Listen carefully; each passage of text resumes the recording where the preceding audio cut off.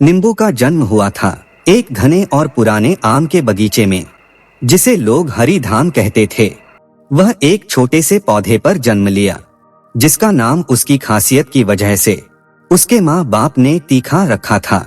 शुरुआत में तीखा सिर्फ एक छोटा, हरा और बहुत ही खट्टास भरा गोला था, बाकी सब नींबुओं की तरह। लेकिन तीखा में एक अजीब सी चमक थी। जब सुबह की धूप उस पर पड़ती तो वह बगीचे में सबसे ज्यादा चमकता था।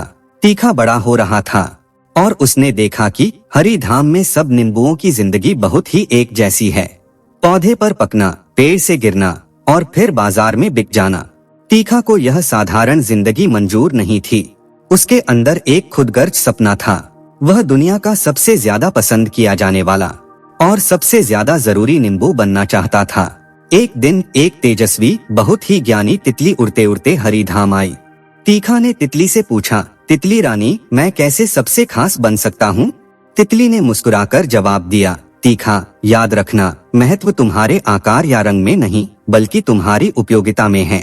तुम जितना ज्यादा लोगों की मदद करोगे, उतने ही तुम राजा कहलाओगे। यह बात तीखा के दिल में घर कर गई। उसने कसम खाई कि वह अपना हर खट्टापन, हर रस की बूंद इंसानों के काम आने में लगा देगा।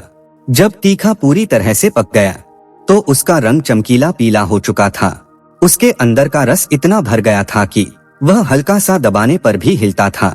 एक दिन माली ने उसे और हरी धाम के दूसरे चुने हुए नींबुओं को तोड़कर एक बड़े टोकरे में डाल दिया। यहाँ से तीखा का पहला बड़ा सफर शुरू हुआ। माली एक पुरानी साइकिल पर उन्हें लेकर शहर के मशहूर सब्जी बाजार की तरफ चला। रास्ते में टोकरे में बाकी नींबू तीखा का मजाक उड़ा रहे थे। वह कहते थे, तू तो सिर्फ एक और खट्टास है। तीखा ने उनकी बातों को नजरअंदाज किया और अपनी मंजिल पर नजर रखी। बाजार पहुंचकर तीखा को एक चमकती हुई दुकान की शेल्फ पर रखा गया। उसी पल एक छोटे से बच्चे की खांसी की आवाज आई। वह बच्चा भीड़ में खड़ा था और बहुत परेशान लग रहा था। तीखा को तितली की बात याद आई, उपयोगिता। उसने दिल ही दिल में प्रार्थना की, काश मैं इस बच्चे के काम आ सकूं। जल्दी ही एक दयालु माँ उस दुकान पर आई। उन्होंने खांसी से परेशान अपने बेटे को देखा। उनकी नजर सीधे तीखा पर पड़ी, जो उस शेल्फ पर सबसे ज्यादा चमक रहा था। माँ ने तीखा को चुना, उसे खरीदा और जल्दी से घर ले गई। घर पर माँ ने तीखा को काटा, उसका रस निकाला, उसमें थोड़ा शहद और गर्म पानी मिलाया और उससे वह जादुई दवा बना दी। बच्चे ने जब वह पिया तो उसे तुरंत आराम मिला। उस रात बच्चा चैन की नींद सोया। तीखा का दिल संतुष्टि और खुशी से भर गया। उसने अपनी पहली बड़ी जीत हासिल की थी। अगली सुबह बच्चे की माँ ने तीखा के बचे हुए छिलके को फेंका नहीं। उन्होंने उस छिलके को उसके सुगंधित तेल और चमकदार रंग की वजह से अपनी किचन की चांदी के बर्तन साफ करने में इस्तेमाल किया। बर्तन ऐसे चमके कि जैसे नए हो।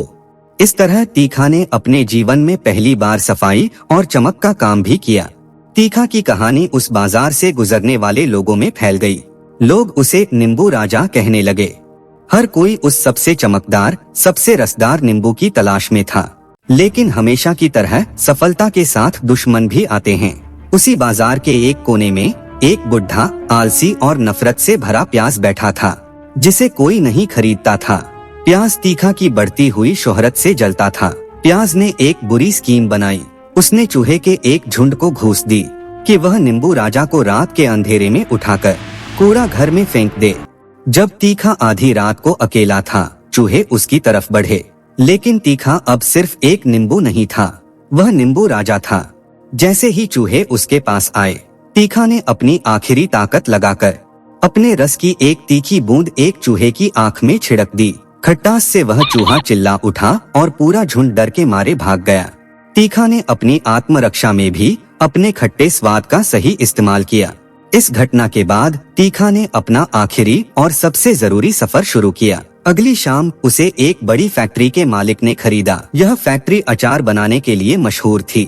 फैक्ट्री में तीखा को हजारों दूसरे नींबुओं के साथ मिलाकर अचार बनाने की प्रक्रिया में शामिल किया गया। यह एक दर्दनाक पर जरूरी प्रक्रिया थी।